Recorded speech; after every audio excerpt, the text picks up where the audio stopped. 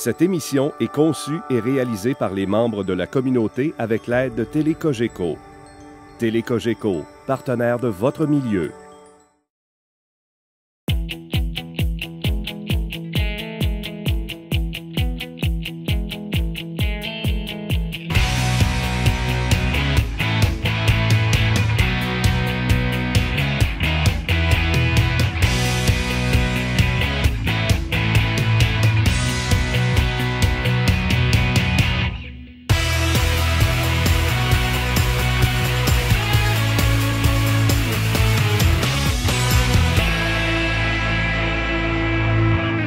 Mélissa Raté, bienvenue à cette toute première de la saison de Zone scolaire. Je me retrouve actuellement au Centre de formation en employabilité. Nous vous présenterons les différents services offerts.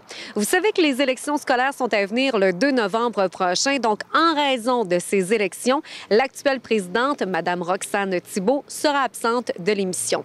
Pour tout de suite, allons rencontrer la directrice de la commission scolaire du Lac-Saint-Jean, Mme Christine Fortin.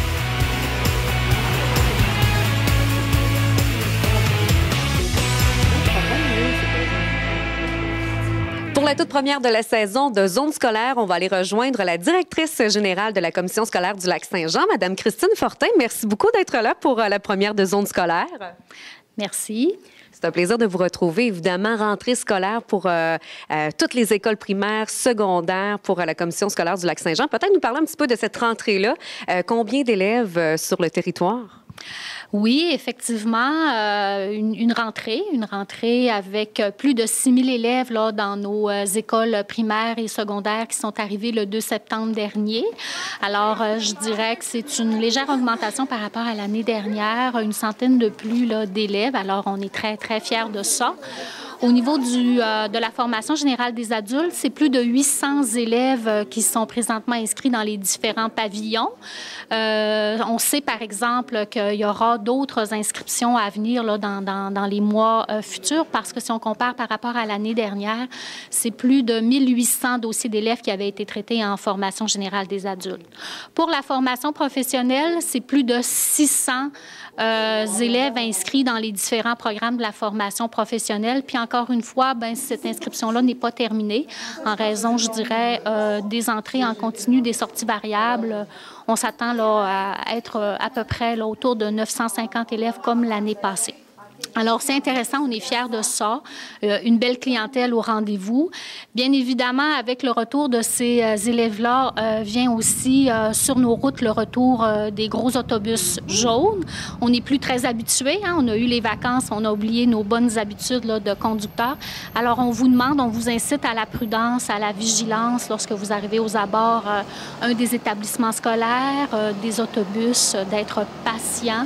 Pour nos petits piétons aussi qui voyagent là, sur les routes, alors important. Des fois, ça prend un petit peu plus de patience, mais ça vaut la peine, c'est pour la sécurité de nos élèves. Parlant de rentrée scolaire, il y a aussi des nouveautés qui se sont ajoutées, entre autres au niveau primaire. Peut-être nous parler de la maternelle 4 ans du côté Garnier qui s'est ajoutée? Oui, effectivement. Je dirais que c'est une nouveauté pour le milieu, mais en fait, c'est en continuité avec le projet que nous avions là, amorcé l'année dernière. Alors, l'année dernière, on avait l'obligation d'expérimenter un projet de maternelle temps plein 4 ans dans les milieux défavorisés. On avait fait le choix d'offrir ce service-là à la population de Métabetchouan-Lac-à-la-Croix, à l'école Monseigneur-Victor. On a tenté de faire l'expérience cette année. La clientèle n'était pas au rendez-vous. Alors, il y avait des parents qui, je dirais, montraient un intérêt à envoyer leur enfant en maternelle 4 ans. Et c'était la municipalité de l'Ascension pour l'école Garnier. Donc, pour cette année, le service va être offert dans cette école-là. Et présentement, on a 8 petits jeunes de 4 ans qui fréquentent l'école 4 ans temps plein. Alors, on en est fiers aussi. C'est agréable. Salle multisensorielle à l'école Saint-Sacrement, nouveauté également? Oui, très, très belle nouveauté, je dirais, pour l'école Saint-Sacrement. C'est un aménagement d'une salle, en fait, qui peut accueillir entre 4 à 5 élèves avec du matériel particulier pour, je dirais, développer, stimuler les sens et le mouvement chez les élèves qui présentent là, des besoins particuliers. On sait que l'École Saint-Sacrement est l'école qui accueille les classes adaptées pour des élèves handicapés en difficulté d'adaptation et d'apprentissage. Alors, c'est comme une bonification déjà de l'offre de services de cette école-là. On va pouvoir, je dirais, rendre encore mieux les services pour cette clientèle-là pour bien répondre là, aux besoins de ces enfants-là. Alors, belle nouveauté cette année. Pour nos écoles secondaires, 4 écoles secondaires, pour Jean Gauthier, cette année, c'est l'ajout d'une option en cheerleading et aussi une option en entrepreneuriat et bénisterie. Alors, les élèves vont fabriquer des petites choses et vont suivre tout le processus là, de vente, de publicité pour leurs produits. Ouais. Pour l'école Curé-Bert, aussi en option le cheerleading, ça devient de très, très populaire chez nos jeunes filles, je dirais. Et aussi, on poursuit avec le projet équitation. Alors, l'an passé, c'était amorcé. Il y avait quelques élèves qui avaient manifesté un intérêt pour le sport équestre. On poursuit cette année avec un autre groupe d'élèves, là, mais cette fois-ci avec un nouveau partenariat avec une nouvelle écurie. Pour l'école secondaire Camille Lavoie, c'est l'option soccer. Ça aussi, c'est un sport, je dirais, très prisé par nos jeunes qui le pratiquent vraiment durant la période estivale, mais là, ils vont pouvoir le faire tout au long de l'année. Pour PWD, le pavillon Wilbrod Dufour, alors, première année de vie de notre équipe juvénile de hockey pour nos élèves 16-17 ans. Alors, on va disposer d'un nouveau plateau sportif, une salle de cheerleading. C'est un partenariat avec la ville d'Alma. Alors, nous, pour ces élèves-là, on va l'occuper durant les heures scolaires et le club Gymnasco va pouvoir, eux, l'occuper durant les autres plages horaires, c'est-à-dire le soir et les week-ends. Alors, on est fiers de ça. Et bien évidemment, en ayant ce plateau-là, il a fallu déménager et réaménager la bibliothèque. Alors, les élèves vont pouvoir disposer d'un nouvel environnement, je dirais, rafraîchi, amélioré de la bibliothèque là, très, très bientôt. Au niveau du Centre de formation générale des adultes, ils ont dans leur plan de réussite 2 objectifs. Le premier, c'est l'amélioration du français. Le deuxième, c'est vraiment l'augmentation du taux de diplomation. Alors, pour y arriver, ils ont mis en place là, une nouvelle bibliothèque au pavillon Damas Boulanger. Alors, les élèves pourront être, je dirais, en permanence là, en contact avec la littératie. Ils ont aussi des beaux partenariats avec le Centre local d'emploi et aussi le Carrefour Jeunesse Emploi pour offrir vraiment des cours selon les besoins là, de la clientèle. Alors, c'est intéressant pour nos futurs clients.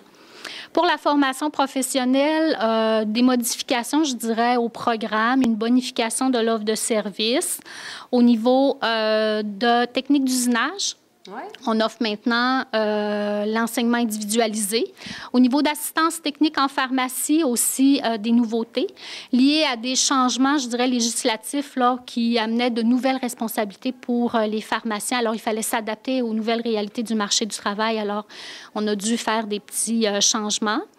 Pour Forgescom, notre service aux entreprises, ouais. Alors on connaît bien la mission de Forgescom, offrir, je dirais, de la formation et de l'accompagnement aux entreprises et aux organisations.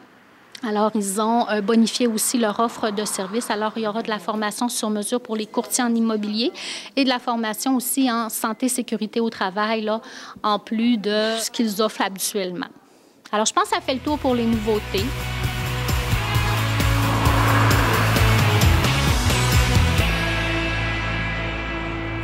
Parlons maintenant de l'implication des parents au sein de la communauté, mais aussi des écoles. Comment ça se passe pour la commission scolaire du Lac-Saint-Jean?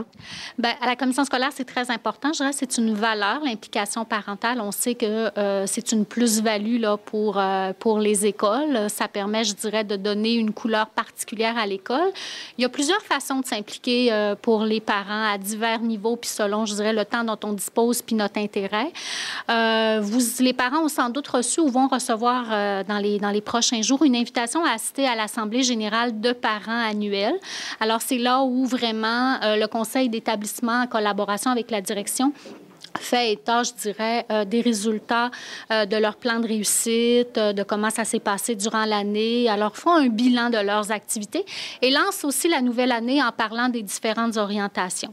Il y a aussi la possibilité pour des parents de s'impliquer dans l'organisme de participation des parents, l'OPP. Alors, c'est vraiment l'organisme, je dirais, qui amène une petite saveur particulière au niveau des activités, de la partie plus récréative de la vie scolaire d'un jeune. Alors, des gens peuvent s'impliquer par rapport à ça. Il y a aussi, depuis l'an dernier, un projet qui est une initiative de la table intersectorielle en développement des communautés qui se réalise dans 3 secteurs de la commission scolaire, alors dans 3 de nos écoles.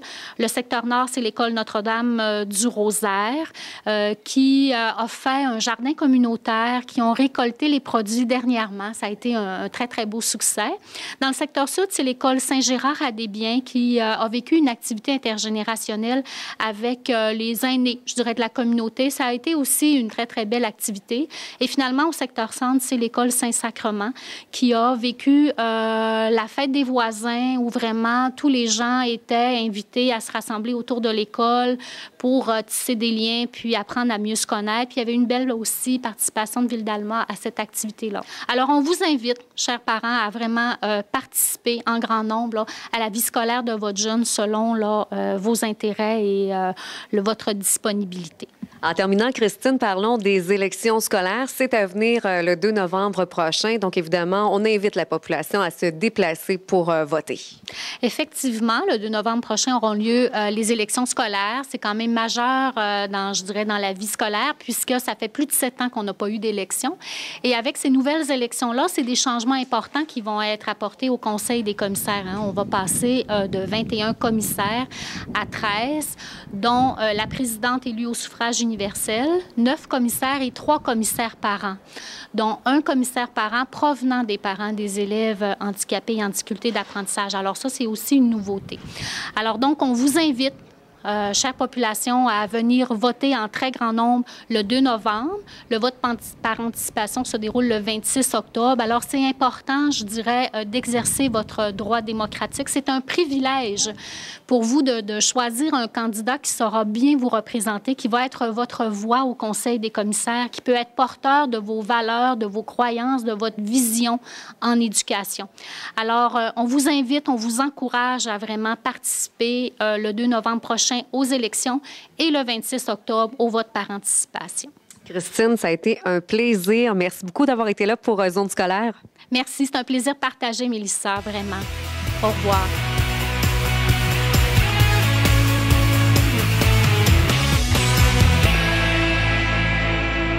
Je me retrouve actuellement au centre de formation en employabilité sur le boulevard Saint-Luc à Alma et je suis en compagnie de Joël Tremblay, enseignant et aussi conseiller à l'emploi. Joël, qu'est-ce que vous faites ici concrètement? Parce que je sais qu'il y a plusieurs personnes qui passent sur le boulevard Saint-Luc et à chaque fois se demandent qu'est-ce que le pavillon de formation en employabilité? En fait, nous, ce qu'on fait, c'est qu'on est des conseillers en emploi, on fait de l'employabilité, on aide les gens à se trouver un emploi. Fait que si tu veux venir voir comment ça se passe à l'intérieur de nos murs, bien, je vous invite à rentrer, je vais vous faire une petite visite guidée. Parfait, je te suis, Joël, merci.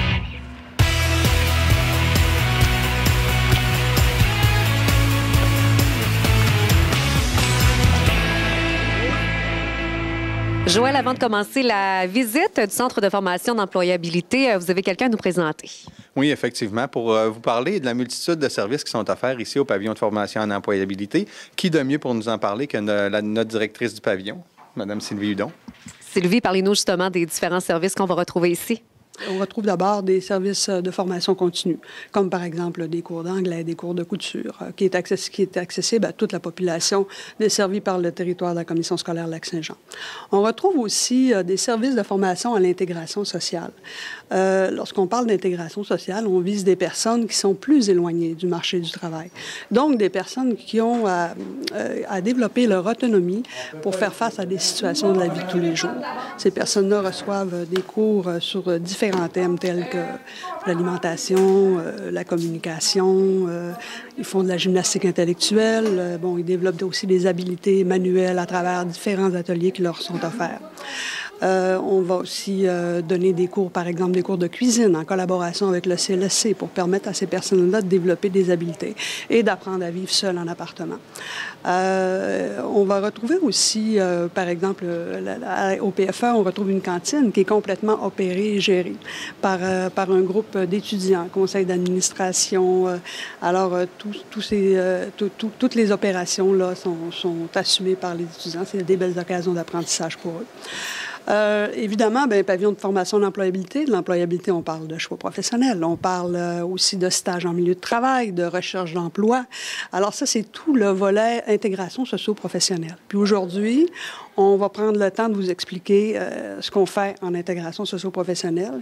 Et puis Joël va poursuivre la visite. Je vais laisser Joël poursuivre la visite pour vous parler plus en détail de ces services-là. Merci beaucoup, Sylvie. Plaisir. On se retrouve actuellement dans la salle de ciblage. Qu'est-ce que les participants et participantes font ici précisément? En fait, ici, dans la salle de ciblage, c'est ici que les gens viennent établir leur plan d'action. Ils viennent faire le choix d'un métier. Ils viennent établir également leurs outils de recherche d'emploi. On parle entre autres du CV, on parle de la lettre de motivation, on parle des lettres de relance, etc. Par la suite, ils peuvent faire l'exploration également d'un choix professionnel. Donc, selon le métier qu'il va avoir exploré, il peut aller l'explorer également par le biais peut-être de journées de validation en entreprise. D'ailleurs, le pavillon ici, des intervenants ont développé un excellent partenariat avec diverses entreprises ici dans la ville d'Alma, puis même dans la région, pour que les participants puissent vraiment explorer le choix d'un métier, pour le valider, pour s'assurer d'avoir fait le bon choix. Il faut faire le bilan professionnel de nos compétences, entre autres sur le plan personnel, sur le plan professionnel, pour s'assurer de choisir un métier qui va respecter nos valeurs, qui va respecter également nos facteurs de réalité, puis un métier dans lequel on risque qu'on va s'épanouir, puis qu'on va être heureux, qu'on va être bien, puis dans lequel on va désirer poursuivre notre vie. Exactement. Parlez-nous peut-être des différentes approches pédagogiques.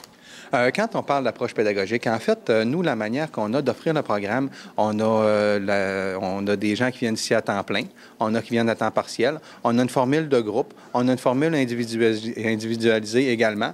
Le but, là, c'est de répondre aux besoins des différents types de clientèle. Parce qu'on le sait, dans le cadre de la recherche d'emploi, les gens ne sont pas tous rendus au même point. Il y a des personnes qui, quand ils perdent un emploi ou pour des raisons diverses, veulent changer de carrière, qui n'ont aucune idée dans quoi ils veulent se diriger. À partir de ce moment-là, notre programme est adapté pour eux. Il y a d'autres clientèles qui viennent utiliser nos services pour qui leur choix professionnel est clair. Donc, eux, tout ce qu'ils ont besoin, c'est de réaliser des bons outils de recherche d'emploi, peut-être faire des stages en entreprise ou des journées de validation ou de mettre à jour leurs outils de recherche d'emploi. Donc, avec ces personnes-là, on a une autre approche également. Le programme est adapté, puis selon, dans le fond, le client, selon les besoins du client. On a une formule de groupe également. La formule de groupe, c'est celle qui est la plus formatrice à mes yeux, à moi, parce qu'on a la force du groupe aussi, là, qui fait que le climat est plus positif. On se retrouve aussi avec des gens qui sont tous rendus sensiblement au même point que nous, qui vivent les mêmes réalités aussi. Donc, de faire ces recherches d'emploi dans un climat ou dans une ambiance comme ça, c'est plus sécurisant pour les gens que de le faire à partir de chez soi. Ça nous fait sortir de notre isolement également.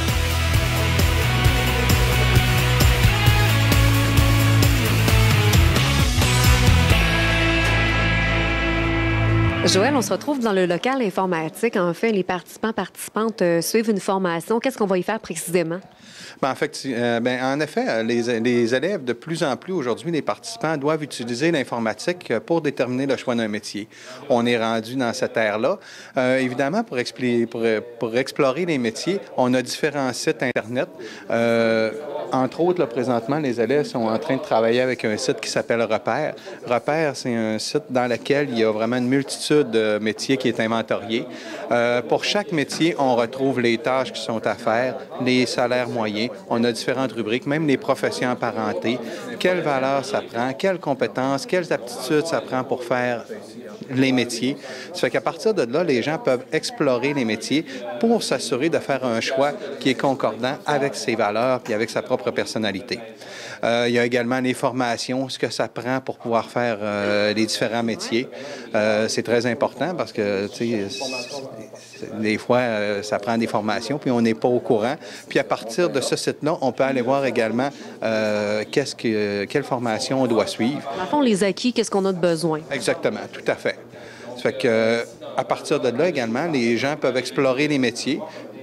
Des fois, sur papier, on se rend compte que le métier, il est intéressant. Ça concorde à ce qu'on aurait comme exigence. Mais à partir de là, les gens, on les amène à faire, nous, on les amène un petit peu plus loin. On les invite à aller explorer le métier en entreprise pour voir si ce qu'ils voient sur le site Internet et sur papier va concorder avec ce qu'ils vont voir dans la réalité. C'est pour valider finalement si ce qu'on a vu par rapport à la formation sur Internet, ça nous plaît vraiment. Exactement. Pour valider notre choix professionnel, finalement. Fait que c'est ça l'objectif de suivre la formation en informatique. Puis également, il y a plusieurs autres aussi activités qu'on va faire avec les participants pour éventuellement là, apprendre à se connaître également pour s'assurer de faire le bon choix du métier. Merci beaucoup, Joël, pour les informations. Ça fait plaisir.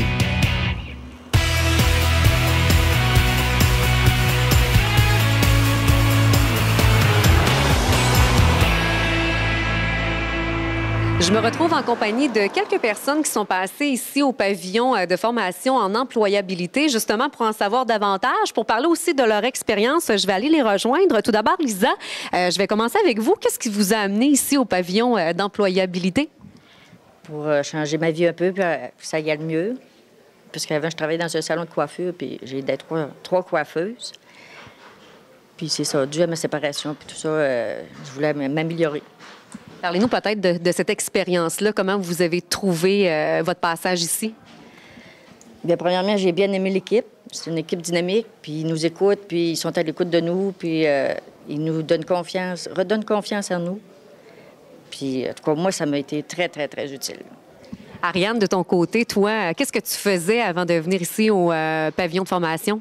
C'est certain que moi, je travaillais à Sept-Îles, donc quand je suis revenue en région, j'avais pas de connaissances ou presque pas de comment fonctionner, comment faire. Donc, c'est pour ça que j'étais venue ici, là, pour essayer d'avoir des outils de plus, là. Et justement, est-ce que c'est le genre de formation que tu recommanderais à d'autres personnes qui justement, recherchent peut-être des outils? Bien oui, parce que les outils, tu t'en connais quelques-uns, tu peux en faire chez toi, mais il y en a tout le temps que tu sais pas comment faire. Il y a des ateliers aussi de plus qui nous montrent comment faire un CV, comment faire de la recherche d'emploi aussi au niveau caché, parce qu'on sait que ils sont pas tout le temps visibles là, au premier abord, faire les démarches et tout ça. Donc, c'est sûr que c'est un plus pour quelqu'un, là. Hélène, de votre côté, vous, qu'est-ce que vous faisiez avant de passer ici aux formations d'employabilité?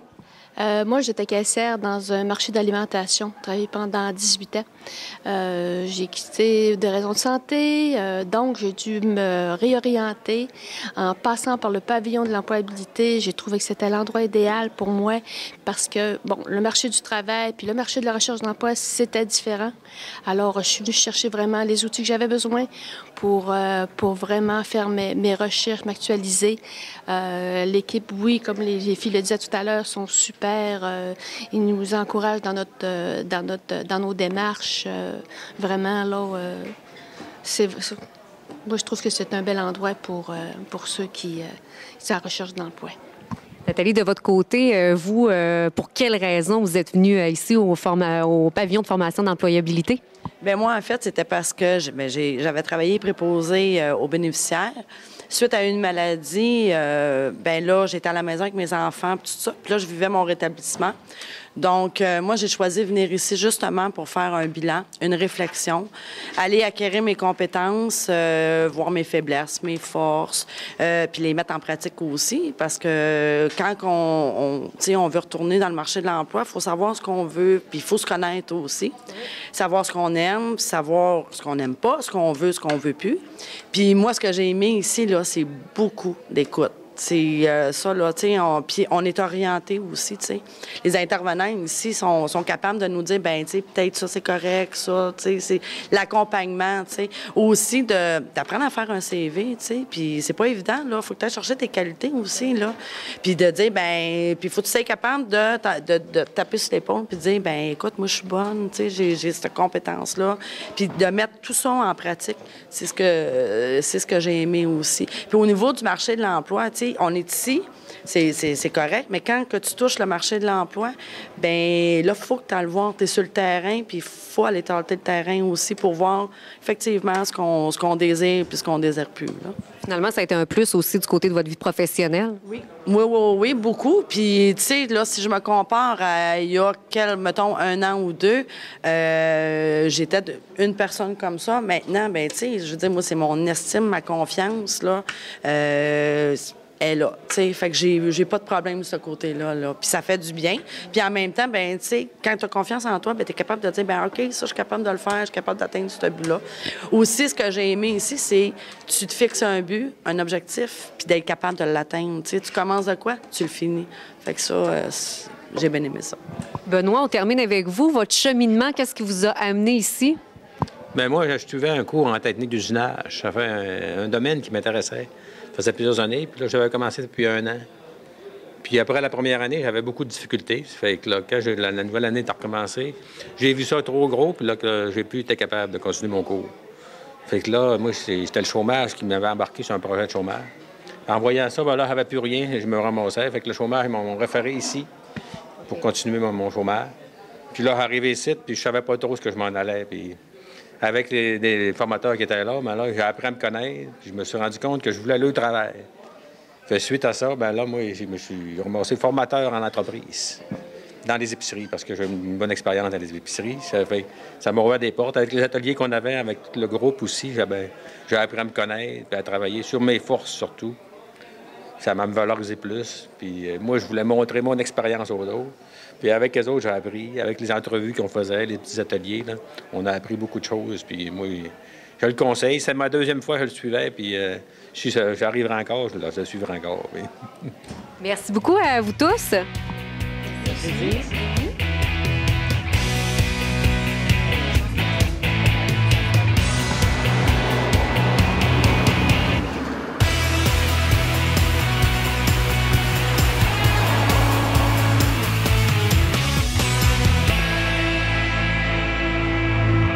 Merci à tous les intervenants du Centre de formation en employabilité, également à la directrice de la Commission scolaire du Lac-Saint-Jean, Mme Christine Fortin. Ici Mélissa Raté, un gros merci d'avoir été des nôtres pour la toute première de la saison de Zone scolaire. On se reparle le mois prochain. Au revoir.